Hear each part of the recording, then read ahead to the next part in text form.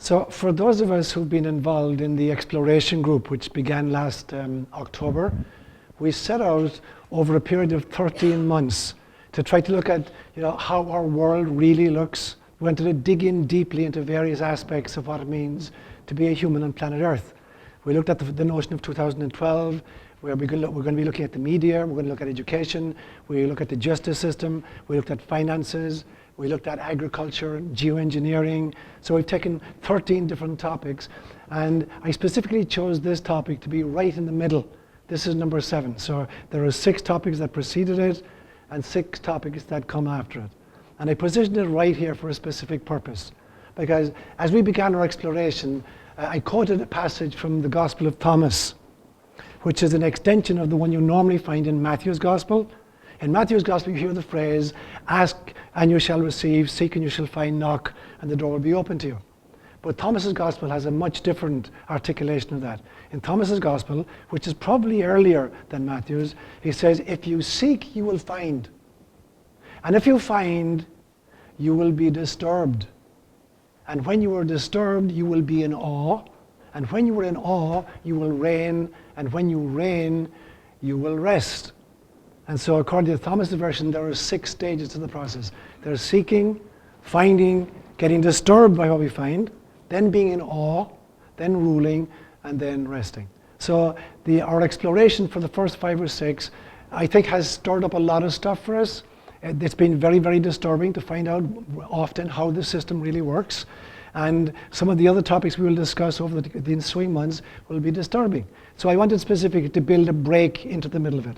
Because when we understand dreaming, and lucid dreaming in particular, and particularly dream yoga, and I'm going to talk about dream yoga as part of this presentation. When we know about dream yoga, this Tibetan practice, which is about 1,000 years old, it gives us a totally different understanding, not just of dream state, and not just of dreaming stages, but of what lucid living really is. It allows us to understand what mind really is about, and what consciousness is really about. And if you get to that stage, it frees you completely. No matter what disturbance may be in the environment, or what data you come up with that really throws you, when you know the quality of mind, and you understand what consciousness is really about, and you understand what ultimate awareness is, then you can take everything in your stride. Then truly, you can be in awe. You see that life as we understand it in alleged waking consciousness is itself a form of dreaming. And all the learnings we take from the study of dreams and the studying of lucid dreaming, we now extrapolate, and it allows us to live lucidly as well. So that was the reason why I situated it right in the middle. So I'm going to start with just very, very brief definitions. Waking consciousness, what we call waking consciousness, is basically where we create our reality through sensory input. So basically, when we're awake, what we describe as waking consciousness is a system whereby we drink in data through our sensorium. We see it, hear it, taste it, touch it, or smell it, and then we operate on it with this black box up here. And according to the old Thomistic teaching, nihil est in intellectu quod non ante fuerit in sensu, there is nothing in the intellect which is not first in the senses. So the belief system was that when you're awake, you're drinking data in through your 5 senses, and then you operate on this black box, and that produces truth. So truth is found only in the judgment. So that's how we create our reality models in waking consciousness. In dreaming consciousness, it's very different. Because where we're creating perception in the awake state through our sensorium and through our intellect, in the dreaming state, the senses are closed down completely. So it's perception without the use of senses. So dreaming is basically where our perceptions of reality are totally created intracranially, or in the mind itself. There is absolutely no sensory input in the dreaming state. So it's a perception which is very, very different from the waking perception. There's no use of the sensorium in the dream reality. So that's the definition between dreaming and waking. And then just to tell you what lucid dreaming is about, it's a term that was actually invented by a Dutch psychiatrist, a guy called Frederik van Eden, and he, about the beginning of the 1900s, about 1903. He invented the term lucid dreaming, although the experience obviously is much, much more ancient than the definition. But lucid dreaming just basically is while you're dreaming at night, either spontaneously or you can learn how to do it, while you're in the middle of a dream, you become aware of the fact that it is a dream. So lucid dreaming is being aware in the dream that you're dreaming. So it is very, very anomalous, and it creates lots of kinds of problems for Western psychology, which claims that when you're dreaming or sleeping, your consciousness is turned off and you're at the behest of the unconscious. So they're the definitions. So if you look at your handout then, does everybody have a copy of the handout? Okay, you do. So you can see the topics I'm going to cover in this section. So firstly, I want to talk about the dream maker. Who makes the dreams? And I'm going to talk about two possibilities. And in fact, it's a dance between the two. So some theories are we make the dreams ourselves. And other theories are somebody else is making, some greater consciousness or some greater intelligence is making these dreams for us. Now, I think it's a dance between the two. So let's look at the self. In what senses are we making our own dreams? So there are basically 5 mechanisms, reality-creating mechanisms that we employ, both in waking consciousness and particularly in dream consciousness. So as we ourselves are making dreams, here are the faculties that we're employing. The first one is focus. What we attend to becomes real and very, very important to us. And that's true in the waking state as well. As you're going down the street, you're literally being bombarded by billions of bits of data. You're being assaulted at every level, all your sensorium, by billions of pieces of information, but you're choosing to focus on just a tiny subset. Otherwise, you'd go crazy. If you were aware of all the bombardment on all your senses, you'd go crazy. So focusing is a very important mechanism, both in waking consciousness and in dream consciousness. Focusing allows us to attend to a narrow spectrum of our experiences. William James, the great American psychologist, said at one time, he said, "My experience is what I agree to attend to." So this is very, very true. Your experience is what you agree to attend to. There are billions of other things actually happening to you, and you're maybe even retaining them at an unconscious level, but your actual experience of a walk down the street is the remembrance of the stuff that you chose to focus on or to attend to. So a focusing mechanism is really important both in waking consciousness and in your dreams, and particularly when you begin to dream lucidly. It is your ability to focus on particular elements or particular figures in the dream that will create the rest of the dream for you. So in that sense, you're creating the dream yourself. The next two portions that create our realities for us are our beliefs and our expectations. And so our culture creates our belief system. Every single one of us is born into a culture. And the culture will really give us the beliefs that we grew up with. The beliefs then dictate our expectations. Given that I come from a particular culture, that is a particular paradigm or worldview, as I grew up in it, when I meet any situation, I have particular expectations. If I grew up in a prejudiced culture, which tells me, for instance, that, let me take a wild example, that all Irishmen are dangerous, and you're meeting an Irishman for the first time, and this is your culture, you've come from a belief system that says all Irishmen are dangerous, and you meet an Irishman, your expectation is, it's going to be dangerous. This guy is going to club you in the head with a shillelagh or something. So culture creates your belief system, and your belief systems create your expectations, and your expectations then limit your experiences. It is very difficult to experience anything that you don't believe exists in your belief system. So you can only experience what you expect, and your expectations come from your belief systems. And then it's our experiences that determine our sense of reality. So we start with a culture. The culture gives us belief systems. The belief systems give us expectations in any situation. The expectations limit what we can actually experience, and then the sum total of our experiences become our reality. So you can see it's very, very important. Expectations and belief hugely determine our sense of what is real. Now, the importance of lucid dreaming, when I talk about that section then, is that in lucid dreaming, we can step beyond our belief systems and our expectations and actually encounter the unexpected with extraordinary ramifications. So they're the first 3 things that create reality. The next 2, 4 and 5 would be intent and will. Now, intent is the first chance we get to break out of our cultural box. So we grew up in a culture that tells us what our beliefs are, The beliefs determine what our expectations are. The expectations limit what our experiences are, and our experiences create our reality. But I can intend to go outside my box, either in waking consciousness or particularly in lucid dream context. So I can intend to have an experience that my belief system says is impossible. So for instance, if I'm in a dream state and I remember that this is a dream, now I know I'm dreaming. I know that in physical life, human beings can't fly because of gravity. But that's my belief system. That's my culture tells me that. My reality is that human beings can't fly unaided. But I know I'm dreaming, so I have got a different intention. My intention is, I'm going to fly. And I take off and I fly in my dream.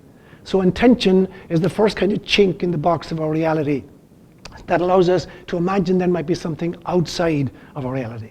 And then when we finally employ willpower to that, it speeds it up considerably. So will is it's like intention plus emotion. So I can intend something, but if there's not energy behind the intention, it's not going to happen. So I can intend to give up smoking if I'm a smoker. But if I'm not really emotionally invested in not smoking anymore, the intent itself isn't sufficient. So the difference between intent and will is that will is intention plus emotional charge. So when you get these 5 elements together, then you're creating a reality and you're breaking through into new possible realities. So in that sense then, in all those senses, through focus, through belief systems, through expectation, through intentionality, and through willpower, in the dream you're creating what you're experiencing. But there's more to it than that. There's another to the dream world. So there's a dream maker out there that's participating in this process. And so, for instance, in one of the books that I recommended, Waggoner's book, there's this great phrase that says, the lucid dreamer is to the dream as the sailor is to the ocean.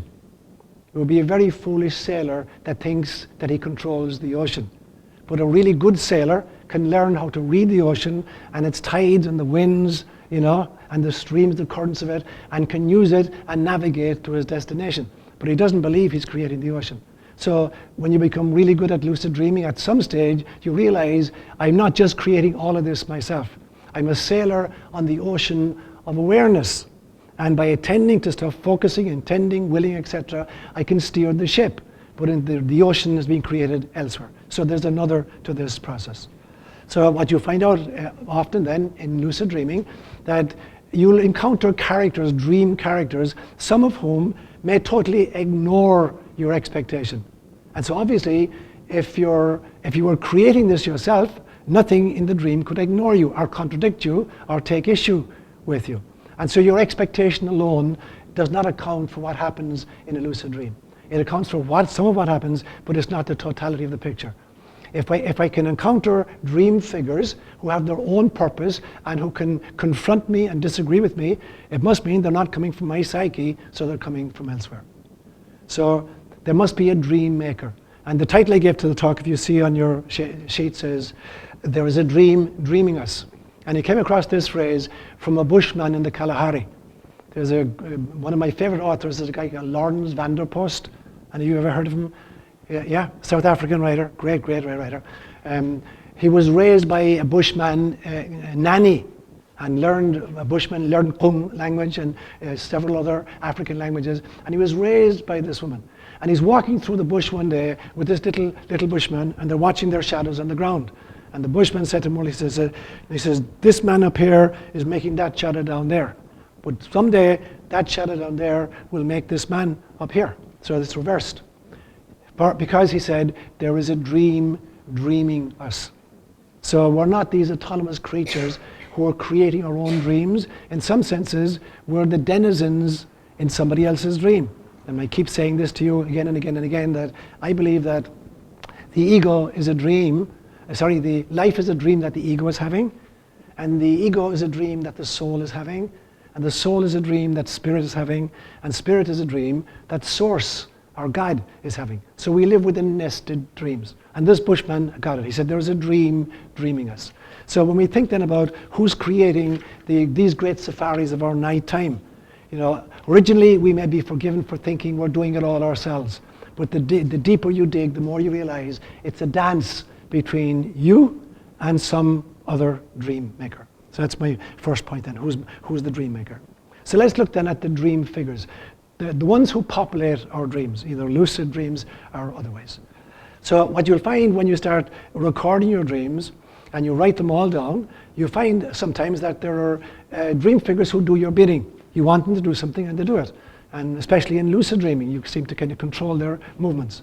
But there are other dream figures who will just totally ignore you, and some of them will challenge you. Some of them appear to be independent entities. So I remember I started recording my dreams in 1978. But many, many years later, in 1973, I was living here in Palo Alto at the time, and I had a dream about my great-grandmother. Now, she and I were really, really close. I was her first great-grandchild, and I was almost 10 years old when she died. She died on the 4th of June in 1956. And I'd spent most of my first 6 years with her. But I had never seen her in a dream from 1956 right down to 93. And then one night, she came to me in a dream, really, really powerful. She looked like she was in her 40s, and she bent over and she kissed me. And then she made this single statement, and it took me a week to figure out what she meant. She said very simply, "To me, I am." And I'm thinking, what in God's name does that mean? To me, I am? It took me a week to figure it out. What she was saying to me was, I'm not just a figment of your imagination. I'm not just a memory of 37 years ago. I'm not just, a dream figure. To me, I am. I have an existence all in my own. And then I remember that this is the phrase whereby God identifies himself to Moses in the Hebrew Scriptures. In the book of Exodus chapter 3 verse 17, when Moses has the encounter at the burning bush, and God is asking him to go back into Egypt and set the Israelites free, and Moses makes all kinds of excuses, and finally he says to him, when I go back and said, God sent me back to set you free, and they asked me, what God are you talking about? How am I going to identify you? And God says in Hebrew, Ehiyah, Ashir, Ehiyah, I am who I am, or I am that I am. And so that phrase, I am, is the essence of awareness. When you say I am, and it's not qualified by anything else, like I am Irish or I am hungry, when you can say I am, then you've understood your core identity. Your core identity is the ultimate awareness. It's not any physical attribute or any intellectual ability. And so here's what she was saying to me. To me, I am. I have this existence all on my own right. So some dream figures appear to have that total independence. So as I've worked with my dreams over the years, I've come to the conclusion that the figures in dreams represent many, many, many different possibilities. And I'm going to mention a bunch that makes sense to me. The first one is that a dream figure may be merely a thought form. And so I'm dreaming and I have a thought about somebody, and I create that entity in my dream, somebody I know or somebody whom I've never met. And so the firstly is a dream figure might just be a thought form that comes out of my own psyche. The second one is it could be a shadow element. It may be a representation of some part of my own psyche which is either repressed because it's too traumatic to deal with, or I haven't discovered it yet, it's unrealized potential. And so a dream figure may represent, a shadow aspect of myself, a part of myself that hasn't been integrated fully. Or it may be an entire sub-personality. It may be a very, very cogent part of my own personality that has been unclaimed and hasn't been integrated. Or, and I'm going to start getting weirder at this stage, it may be me in a parallel universe. Or it may be other entities from parallel universes, people whom I know in this particular universe, but in the dream state, I'm crossing boundaries because, as you know, in a dream state, time is very malleable. Time is not linear in dreams. And so I think often there's a bleed through between parallel universes in which I can experience myself in other forms or other people in other forms, people I know in this life or don't know. So some of the dream figures are me or others in parallel universes right now. And I believe that some of these characters I encounter are myself from previous incarnations. So I had many of these kinds of dreams where the characters I'm meeting are actually representations of who I was in previous incarnations and previous lifetimes. Or, even more interesting, they may be personifications of whom I'm going to be in future incarnations. Because you step out of this waking consciousness, you're stepping out of time as we know it.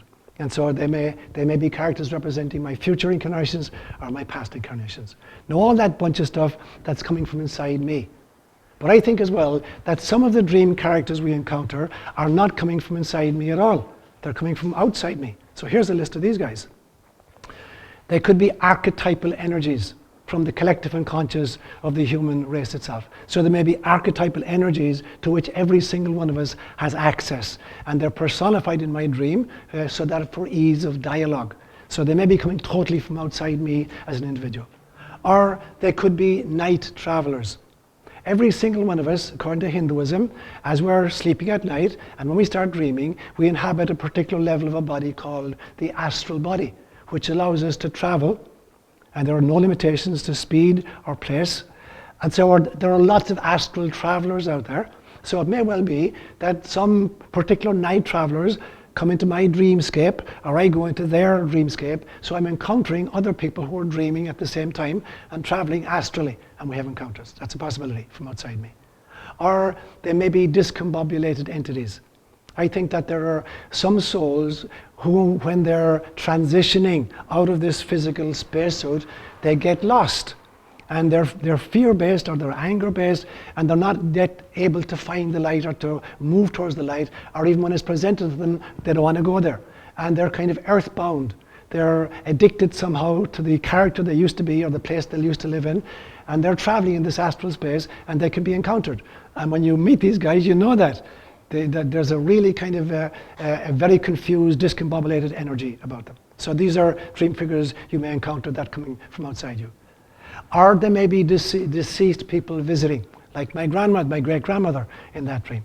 So dreams are a very normal way in which the deceased encounter us, because there are far less obstacles to dialogue between a human being in an astral body and a human being who has passed in a soul body. Much more easy to communicate than for a human being who's identified with their physical self to communicate with a deceased person who's in their soul body. So this is a typical way in which encounters with the deceased happen in dream state. They may be helpers or guardians who are specifically set out to assist us in our trajectories.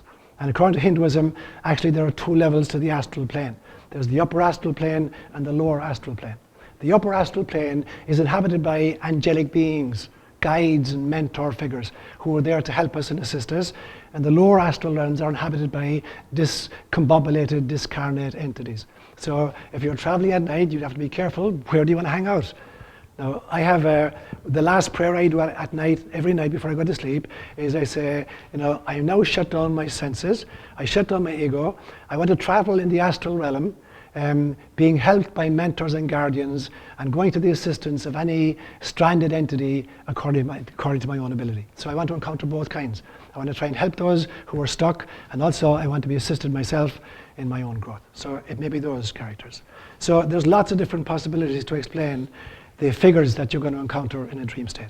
Some of them coming from inside you, and some of them coming from outside of you. Have I lost anybody yet? Okay. Section 3 then I want to talk about, if you want to get into lucid dreaming, what kind of preparation might you do? And I've divided into two sections. I call it remote preparation and proximate preparation. So remote preparation to kind of set up the system for yourself if you're interested in either working with dreams or working with lucid dreams. And the first thing is to make sure that you're getting plenty of sleep. You need to be rested, because if you take this seriously, you're going to wake up several times during the night, and you're going to have to reach out and grab a pad and write down a bunch of stuff. And so if you're not rested, you're going to begrudge the sleep time that you're giving up in order to record stuff. So if you're really tired on a regular basis, you probably won't have the motivation to make yourself wake up at the end of a dream and record it. So if you're serious about dream recall, you have to be fairly well rested most of the time. You have to look at your sleep patterns. Secondly, you must start collecting your dreams for a period of a few weeks. So you have some kind of a track record, and you're beginning to identify, what your particular dream life looks like. This is before you really get serious about lucidly dreaming. So you need to be well rested, and you need to have some kind of a track record where you've been recording dreams for at least 2 weeks. So you've got maybe 15, 20 dreams already to work with. The third piece is to identify what Stephen LaBerge calls dream signs. And he divides them into two categories: strong dream signs and weak dream signs. So a dream sign is an indicator within the dream that it is a dream. So a strong indicator would be you dream of flying in a dream, or you dream that you're levitating in a dream, or you dream that you're walking on water in a dream. Now this never happens in waking life. So this would be a very strong indicator that this is a dream. And so you begin looking at where in the dreams I've collected did I find myself flying, or walking on water, or levitating. So if I find places where I've done the totally impossible, I know that's a sign. So that if that happens in a dream again, I can maybe say to myself, this is impossible. I can't do this, but I'm doing it, therefore, this must be a dream. So there would be very strong dream signs. So you begin collecting, looking at your dreams to look at these dream signs. The very strong ones, which are impossible in waking consciousness, and then the weak ones, which are possible but very improbable. So you dream about, meeting, the president, Barack Obama. Now it's very, very probable that you won't ever meet him.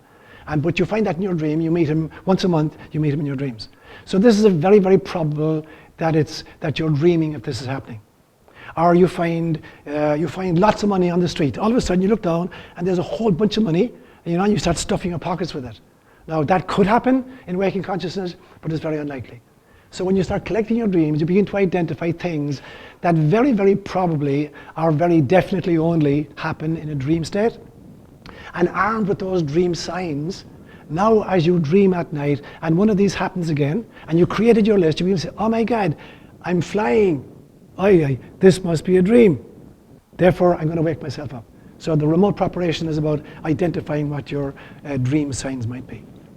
The proximate preparation, then, before you start lucid dreaming, there's a little word that LeBerge created, an acronym called MILD, M-I-L-D, that represents a simple little system for trying to achieve lucidity. So M stands for memorizing. So you wake up in the middle of the night and you just had a dream. So you try to wake yourself up and you memorize what the dream was. So you recall the dream, either you write it down or you go through it in your mind. So you're memorizing the dream. So that's the M.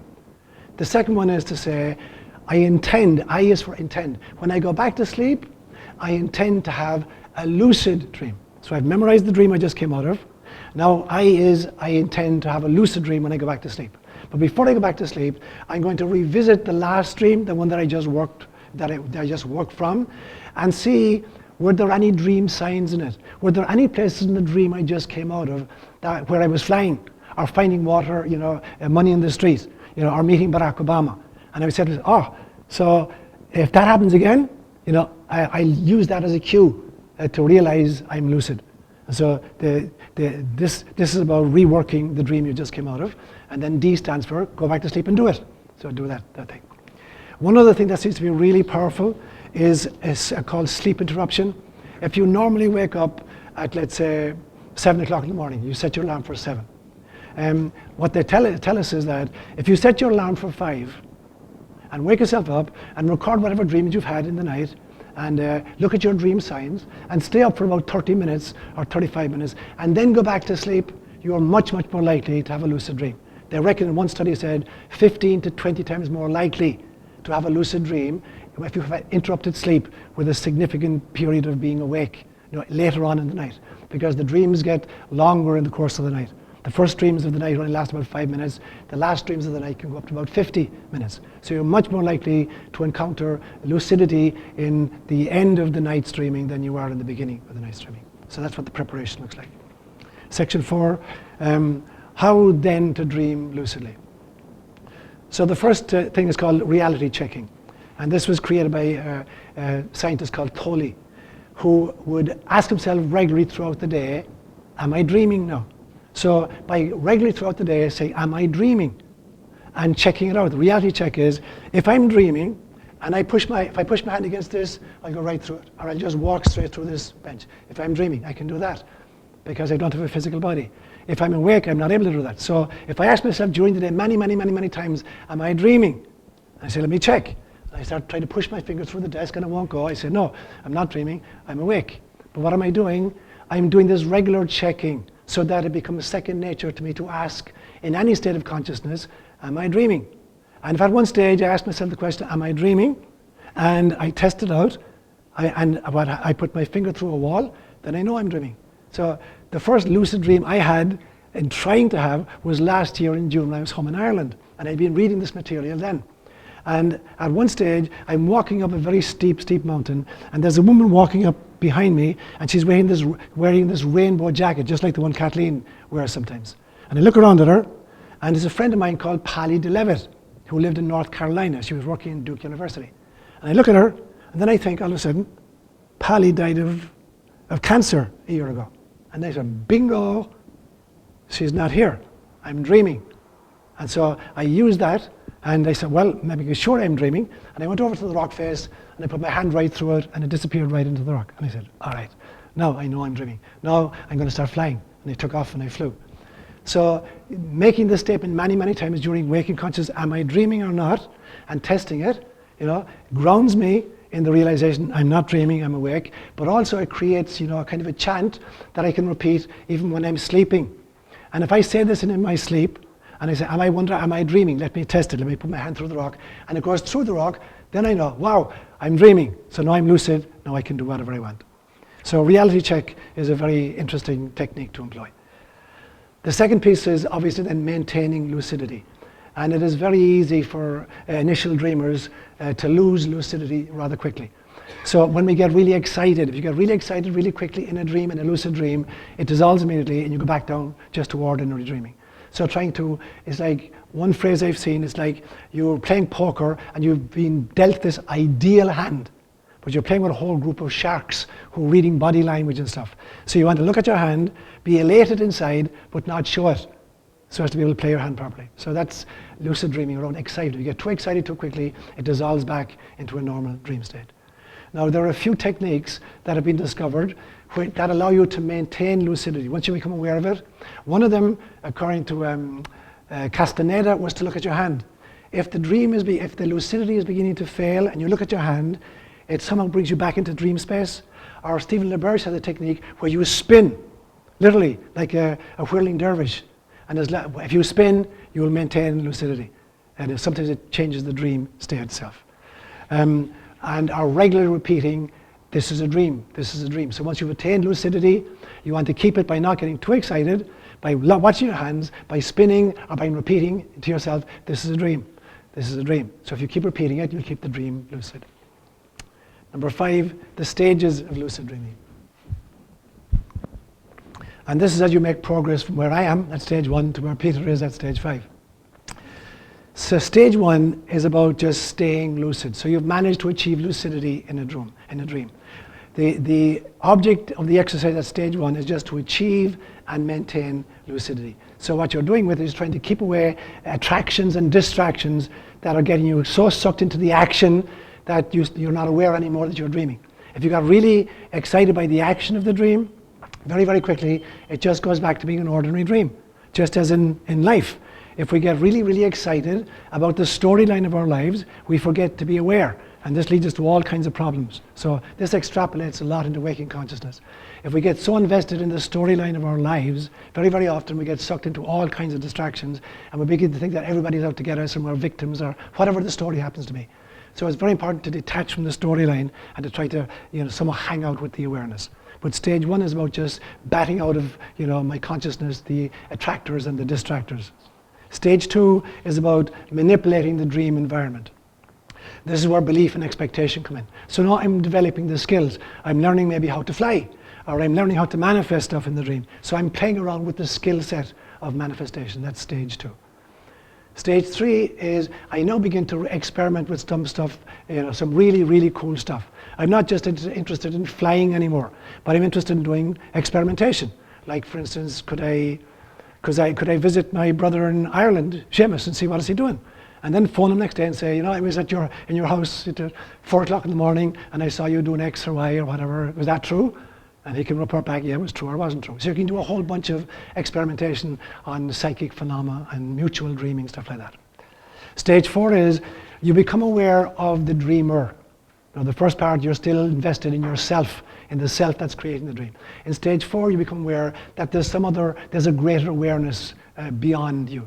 So now some of your old assumptions get discarded, and you begin to examine some of the metaphysical basis for consciousness and for mind itself. So now you're going into the Tibetan field of, going just beyond pleasure seeking or pain avoidance, or having fun. You can do that too, obviously. But now you're aiming at, looking at the deeper questions of reality and consciousness itself and the mind.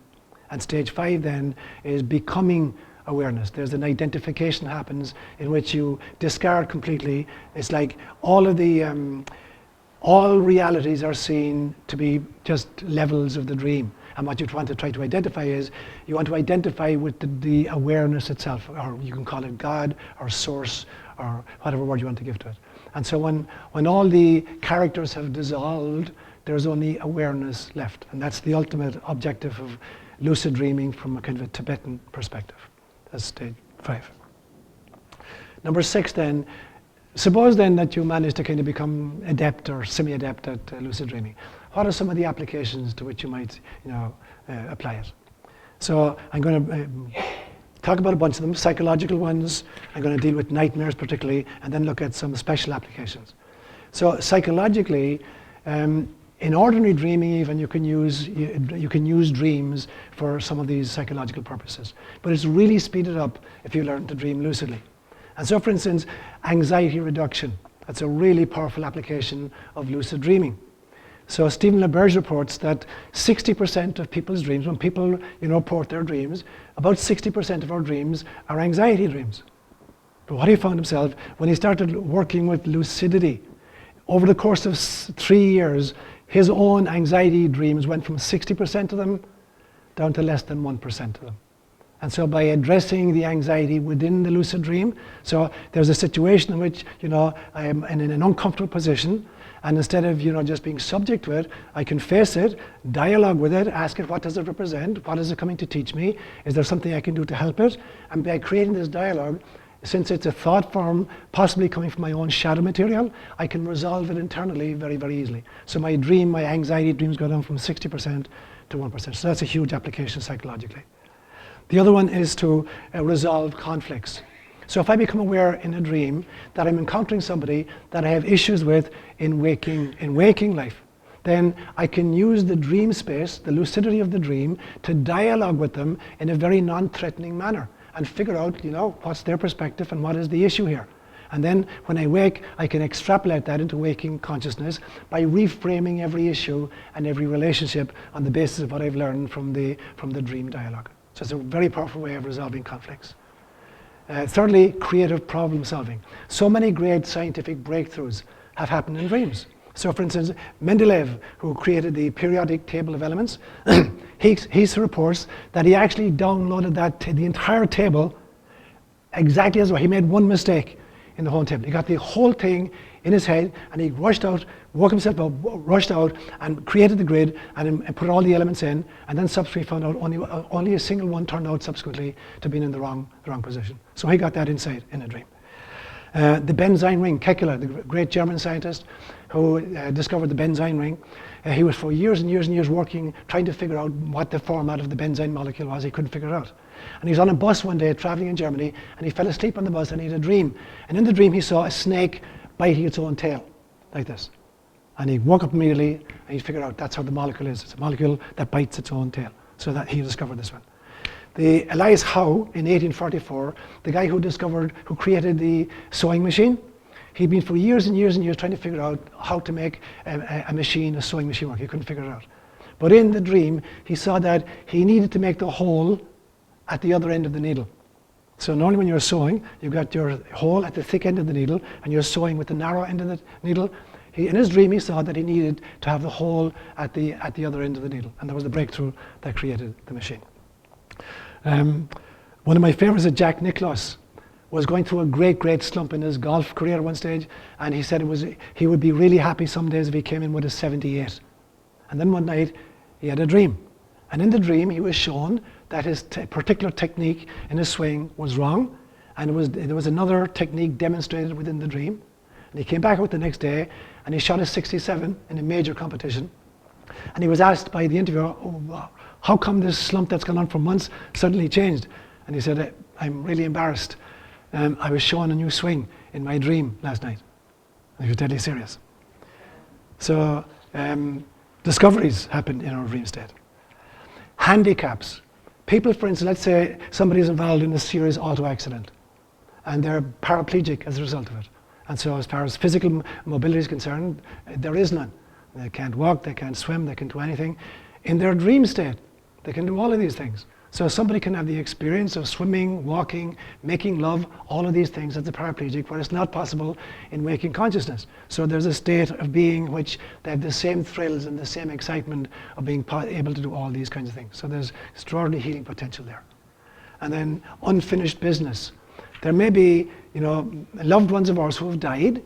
We don't have the opportunity of resolving these difficulties with them. But in the dream state, particularly in lucid dreaming, I can encounter them and we can dialogue and talk through what the issues are. Now, it's either that we're actually having a real visitation of the departed person who is representing their viewpoint, or somehow we carry within us the Akashic records and we have access to their viewpoint, and that's what we're dealing with. But whatever way it is, we get the opportunity to resolve these difficulties. Secondly, when I talk about nightmares particularly, nightmares recur because we typically flee from, the object of the fear. Whatever it is that's causing the fear and nightmare, we fly before it. We either wake ourselves up from it because it's too difficult, or we fly away from it. And the nightmares keep coming again and again and again because they represent some kind of part of ourselves that's non-integrated, or some fear we have that needs to be overcome. So dreaming, and lucid dreaming particularly, offers a very powerful technique for dealing with nightmares so they don't have to recur. And this is a method that can be taught to children as well. Children can learn to dissolve their nightmares really, really quickly. Because it's the same mind that says, "Mommy, mommy, mommy, come upstairs. There's a monster under my bed." And the child is totally convinced there's a monster under the bed, but they've created the monster in their head. Now in the nightmares, all of us as adults, we've done exactly the same thing. We've created these monsters in our head, and we're shouting for somebody to come and rescue us. But it's a monster of our own making. And so having the courage to dialogue in some way can totally dissolve the nightmare. So a very simple system of doing it, either in a lucid state or waking up from it, is to record the nightmare.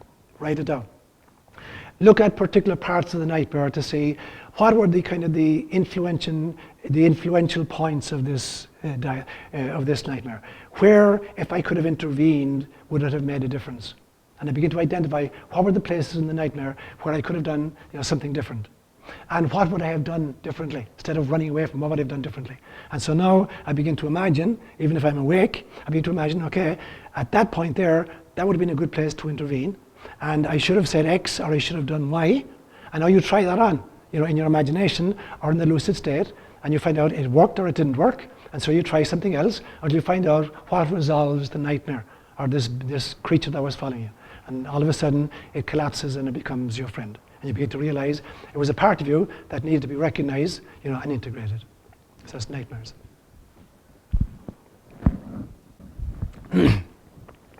So I want to look at some special applications of lucid dreaming. And the first one is precognition.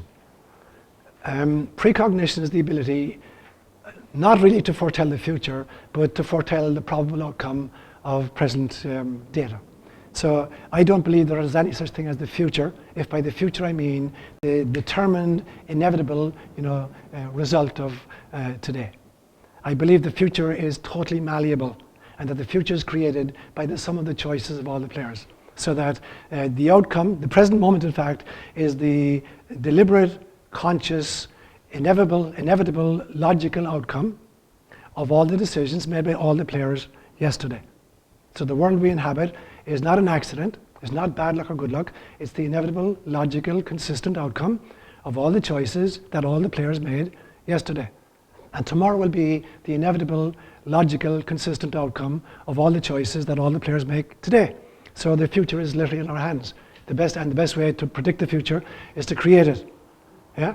And so we can't look into the future and say this is what's going to happen. But we can look into it and say this is probably what the outcome is going to be. And precognition is aided in the dream state and in the lucid dreaming by the realization that we're operating with a lot more data. In the dream state, we have access not just to our conscious information, but to our unconscious and archetypal information as well. So the image I use sometimes is like the captain of a submarine. So the captain of the submarine is able to get information from under the water through a whole bunch of different devices, and he's able to get information from above the water by the periscope. So having these two kinds of information available to him, it makes it easier for him to make important choices about their trajectory. If he didn't have a periscope, it would be more difficult. And if he didn't have underwater equipment, it would be more difficult to make decisions.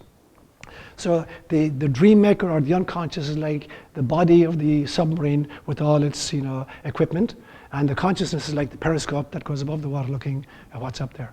So when we're making, in lucid dreams, when we seem to be precognitive, it's because we're dealing with a lot more data. It's clearer and it's more accessible to us. But again, it's a probable outcome based on present situations, not an inevitable outcome. Now, this happened very powerfully in the book of Genesis, chapter 41. There's a great story of the Pharaoh having a dream, and in the dream, he saw 7 really fat cows coming out of the Nile, followed immediately by 7 really, really skinny cows. And he had no idea, what does this mean? And he looked around for the dream interpreters, and they found this young Israelite who was in prison for something else, but was a great dream interpreter, a guy called Joseph. So he brings out Joseph and he says, if you can explain this to me and translate it, you have your freedom. So Joseph says, yes, I can tell you what it is. The 7 fat cows represent 7 great harvests ahead, in which you'll get a whole bunch of really, really great crops. And the 7 lean cows are 7 really, really bad years when the crops will fail. And the Pharaoh said, okay, I'm going to put you in charge. You're in charge of creating granaries so that we can store all the grain for the next 7 years and be ready for the famine. And the famine happened, but the storehouses were ready. So here was a guy who had a precognitive dream, and he listened to it, and he got help in interpreting it. So that's one possibility, precognition in lucid dreaming. Another one is telepathy. Now, interesting, Freud had no belief whatsoever in his psychic abilities, but he did say this. He said, sleep is favorable for telepathy. In fact, telepathy may have been the original method of communication, but it was pushed out during our phylogenetic development. So Freud was the belief system that human beings originally communicated telepathically, but that in the course of phylogenetic just means the evolution of the tribe or the species. In the course of phylogenetic evolution, it got pushed out, and once we developed language skills, then telepathy went out.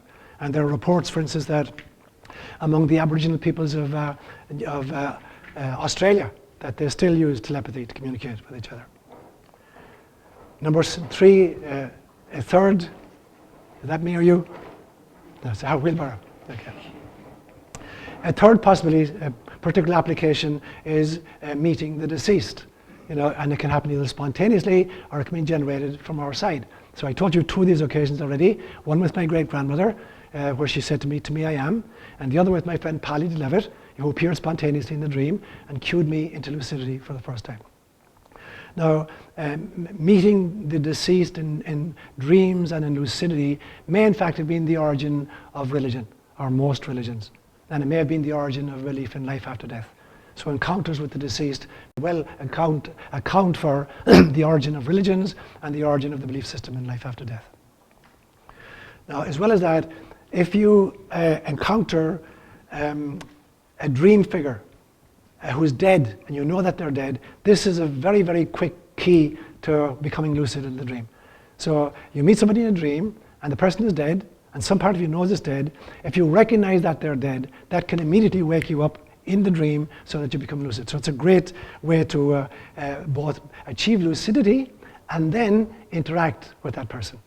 Now, there are 2 different kinds of deceased figures who meet us in our dreams. If a dream figure who's dead shows very little initiative, they don't start conversations, and they don't seem to have a whole lot of energy when you interact with them, and they're just there, then they're probably just thought forms. They're coming from your own psyche. If they initiate a dialogue, and if they're very, very animated, and they answer questions, and they're really, really going for it, it's a very good indication, I believe, that you're talking with a real deceased person. It's a real encounter. It's not just a thought form. And finally, I want to talk about incarnational spirituality. And for me, this is the high point of the whole thing. So I'm going to talk about incarnational spirituality, life as a dream. And the first section is dream yoga. Dream yoga is a practice that began in India over 1,000 years ago and then got co-opted very powerfully by Tibetan Buddhism. And Tibetan Buddhism has put a lot of empirical research into this over the last 500 years. They're really the world's experts in it. And the object of dream yoga is the transformation of and the liberation of the mind. So when you get into dream yoga, and it's a very, very strenuous training lasting years and years and years and years, the objective of the exercise is that you learn how to transform and to liberate the mind from kind of the illusions under which it labors, both in the dreaming state and in the waking state. And what it points out is that the source of all happiness and the source of all suffering is the human mind. You know, the Buddha said very famously one time, he said, pain is inevitable. Suffering is optional. Pain is the price of incarnation. You know, we live in bodies that die and get old and get sick and die. That's pain. We can't avoid that. Suffering is the stories we tell ourselves about the pain that we experience. And my experience as a psychologist is that I would say 95% of the discomfort that we feel as human beings is suffering. It's not pain. It's a result of the stories we make up about the experiences that we have in life. So the mind creates all of that. It's the mind that creates the stories that make us happy, or the mind that creates the stories that make us suffer. Now, it's very easy to see in the dream state that my mind is creating whatever's happening in the dream. So it's very easy to believe in a dream, yeah, I'm creating this happiness myself, or I'm creating this suffering for myself. But what Tibetan dream yoga does is it extrapolates from that so that we can understand that this too is a dream. What's happening right here now is just another level of the dream. The fact that it's a dream doesn't mean it's not true. It means just it's another level of the dream. This too is a level of the dream. And we're creating all our own suffering and our own happiness. And therefore, if we understood that this was a dream, we would have the tools to transform this experience and to liberate ourselves from the suffering that we experience because of the stories we tell ourselves. Now, later on then, in this training that goes on for years and years and years with dream yoga, the object of the exercise is not just, you know, to have fun flying, you know, to have a really good bottle of wine someplace, and it's not to avoid, you know, pain and suffering. It is to really try to encounter the awareness beyond the dream. And so the real adepts are able, and obviously I'll take it on faith, they have 500 years of empirical research behind them, that when a dream yogi becomes aware in the dream that he's dreaming, he doesn't get invested in the storyline. He's not following the figures. He's watching it unfold. He's maintaining lucidity.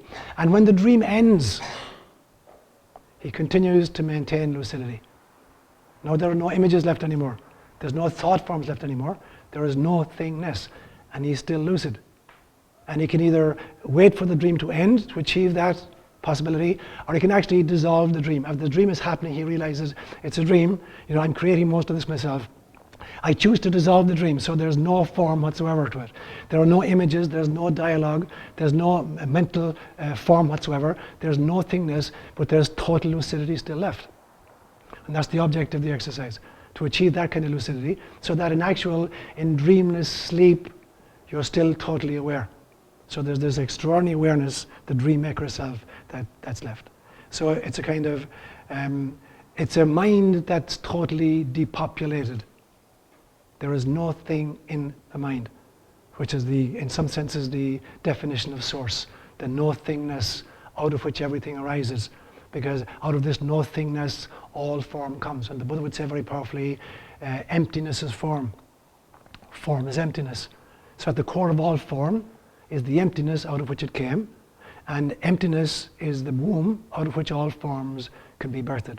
And so that's the object of the dream yoga, to access that place, initially on occasion, and then ultimately as your life experience. So I came across in one tape I was looking at that Karen had loaned me, a very interesting interview with a guy called Alan Wallace.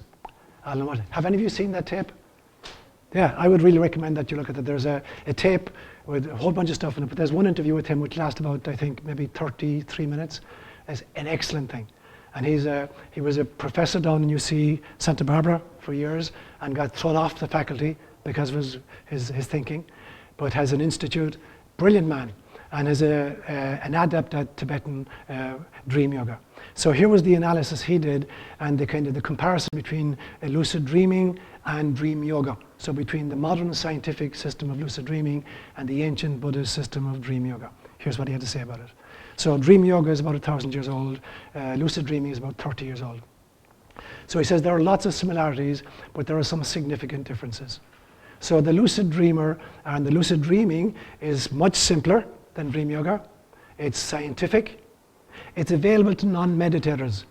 Pretty much anybody can learn how to do it.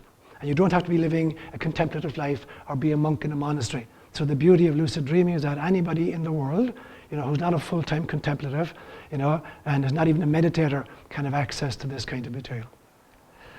The dream yoga, however, goes much, much deeper, because dream yoga is going to is about deep spiritual transformation. It's not just about psychological benefits, although they're very important. It's about deep, deep spiritual transformation.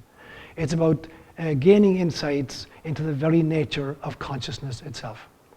And it's the ability then to challenge our ideas in the waking state, the assumptions we make that we believe to be, the basis of or the world in which we live, the cultures out of which we've come.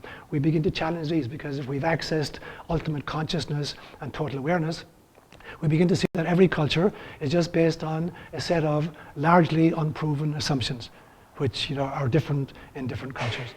And so that's then what it means for the Buddha to be the notion of the Buddha. The Buddha is the one who is totally awake. The Buddha is the one who's not fooled anymore by the images, by the sensorium, or the images or the thought forms that arise in the head. So that the Buddha is the one who is totally awake to how the world really is. And the realization then, of course, is that consciousness is not created by this brain, this 3-pound mass here. This is rather like it's just, this is a machine that mediates consciousness into the physical world. It's like a little, a television set. So if you're watching, a baseball game taking part up in San Francisco, and your TV breaks down, you don't believe that the ball game has ground to a halt in San Francisco, because the TV was not creating the ball game. The TV was just mediating electromagnetic signals into an audio and visual format, but it wasn't creating the game. And so the brain is not creating consciousness. The brain is like the TV set that mediates awareness into a physical space. So lucidity then achieved either in dream yoga or in lucid dreaming leads to a great sense of euphoria. Second last section I want to mention, separate self. What do you find out then from dream yoga or from or dreaming itself? And the example I come up with is that, in a sense, a mycelium, you know what a mycelium is? A mycelium is this huge organism that gives birth to mushrooms. And so myceliums are the biggest organism on the planet. There's one mycelium that undergirds 3 states in this country. Literally, one organism that undergirds 3 entire states in this country. And it sends up billions of mushrooms, all over the place. But if you're above ground and you're looking at these things, you think mushrooms are individual entities, and you pick one mushroom, the other ones stay. But what you don't realize is that the mushrooms are just the eruptions of a single organism called a mycelium. So my belief system then is that this notion of a separate self, the separate self is literally the mushroom that's been thrown up by the mycelium of Source. There's only one organism, call it God, call it Source, whatever, and we're all mushrooms that are coming up, and we look different because we can only see ourselves from above the ground, but if we dig down deeper into our root system, we know we're actually all one.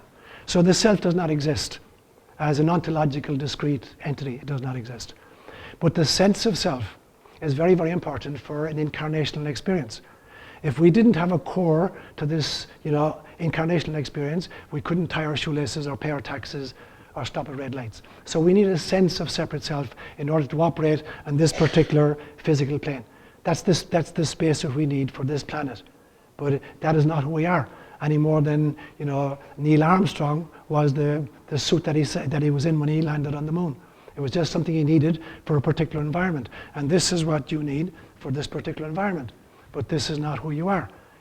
At the end of this journey, you step out of this. And ultimately, there is only God. So in Buddhist teaching and in Confucius teaching, there isn't a separate self, except as a stage of the process of realization of waking up to God. So the ultimate dream work then is about focusing on that awareness, on the realization that while it's important for me to have a sense of self in order to operate in this physical realm, when I go to a different kind of realm, either in my dreams or my imagination or my meditation, I realize that this particular sense of self was just a resource I needed for this particular atmosphere, this particular planet. I don't need it in that other place. I need a different kind of sense of self or no sense of self at all. Lucid living. Dreaming is to lucid dreaming as living is to lucid living. So we dream at night, but we're not aware we dream. When we become lucid, it's a very different quality. During our lifetime, most of us are asleep at the wheel. We think we're alive, but we're not living lucidly. We're living just another level of the dream. So it becomes very important to extrapolate from lucid dreaming to lucid living. So let me use two metaphors here to illustrate this. And the first was when I taught last Sunday in church. There was this, we were reading this scripture, one of the Gnostic scriptures, about the pearl merchant. But the pearl merchant is actually based on an old story that goes way back before Christianity. And it's the story that there once was a king. And in some versions, he's a king on a different planet. In other versions, he's a king just in a different country. But in either version, he has a son and a daughter whom he sends off to a foreign place, either a different planet or a different country, in order that they might have an experience of a totally different way of being. And they go down to have this experience and to come back and grow because of it. But in order to fit into the place they're going, they adopt the dress and the diet and the habits and the culture. And slowly by slowly, amnesia is created and they forget who they really are. And after years and years and years, they're totally identified with this new place and they've forgotten completely why they came down, even that they came down, and that they're from elsewhere. And so the king is getting really, really upset. So he sends a very wise man, an emissary, an avatar, to go down and find them and wake them up to who they really are. So that's the great story of the awakening. So that for every human being, every single one of us is a son or a daughter of the king that have come down to have this experience. We put on the spacesuit so we don't stand out or stick out in the company. We adopt the customs and the dress code and the diet, but slowly by slowly we forget why we came down or even that we came down. And so God sends the emissaries, the avatars, the Jesuses and the Buddha figures to come down to try to wake us out of our stupor. So that's the first metaphor. The second one is this. It's like, imagine you're sitting in the kitchen and all of a sudden you say, oh, and you go out and you into the dining room to get something that you have in mind. But as you're going out, you forget what you went out to get. In fact, not only do you forget what you went to get, you forget even that you were on a mission at all. And so you sit down in the dining room and you're doing what you normally do in the dining room. And you've forgotten completely, I came in here to get X. And you can't even remember not only what X was, but you don't even remember that you came in to get anything. Now, if you substitute life for the room and substitute mission for the thing you came to get, you got the metaphor. So we come into this life and we have a mission. What we need to get is the experience of incarnation so that we can grow. We come in here and we forget what we came to do, the mission, and we forget even that we're on a mission. So there was, I had neighbours at home in Ireland, 3 very old ladies, all of whom were suffering from various levels of dementia. 3 sisters, Annie, Betty, and Kathy. And one stage they're sitting down together in their sitting room, and Annie decides it's time for her to have her annual bath. So she goes up the stairs, slowly by slowly, runs the bath, takes off her clothes, puts one foot into the bath, and she roars down the stairs, Betty, come up and help me.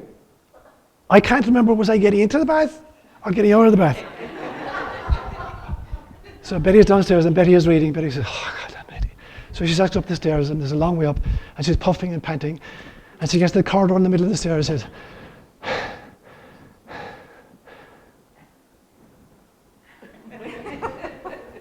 Kathy, come up here and help me. I'm on the landing. I can't remember, was I going upstairs or coming downstairs? So Kathy's sitting down and Kathy is doing her knitting. And Kathy's, oh God almighty. Thanks for the God I'm like those 2 crazy women up there. Was that the front door or the back door? So that's who we are often. We've come down, we're like the blind leading the blind. Annie doesn't remember where she's going into the bath or all of it. Betty can't remember where she's going up the stairs or down the stairs. And when Kathy says knock on wood, she thinks it's actually the door, somebody knocking at the door. So that's how we find ourselves, the blind leading the blind. So we finish with lucid dying. I think one of the greatest benefits of lucid dreaming, learning to dream lucidly, is learning how to die lucidly. So in Tibetan Buddhism, learning to dream lucidly is a preparation for learning to die lucidly. Because they claim that, they talk about the bardo state, that in between incarnations there's a period, and typically in Buddhism they think it's 49 days, 7 weeks. There's a period of 49 days in which you live in a bardo state. And the bardo state is very, very dreamlike. And so if you've mastered lucid dreaming, and you haven't been distracted by the dream figures and the dream monsters and the dream fears, but have identified always with the awareness and the white light, then the bardo state becomes an actual meeting with the awareness and the white light, and you're not going to get discombobulated or fearful or get lost and want to reincarnate immediately. And so the greatest benefit maybe of lucid dreaming is learning to die lucidly, to experience the bardo state lucidly, and to be able to make the choices in the bardo state, choices of wisdom and compassion, so that if you come back, you're not coming back out of fear of the monsters you've encountered in the dream, but you're coming back out of compassion because you've taken the bodhisattva vow. Thank you, guys.